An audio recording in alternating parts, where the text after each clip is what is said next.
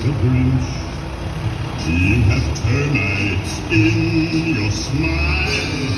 You have all the tender sweetness of a seasick crocodile, Mr. Grinch. Given the choice between the two of you, I'd take the seasick crocodile.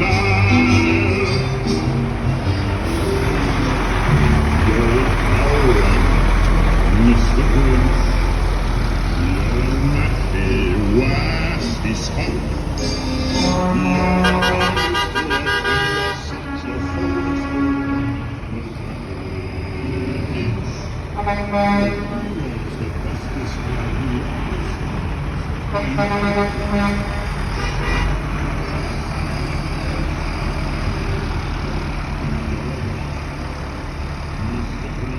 Your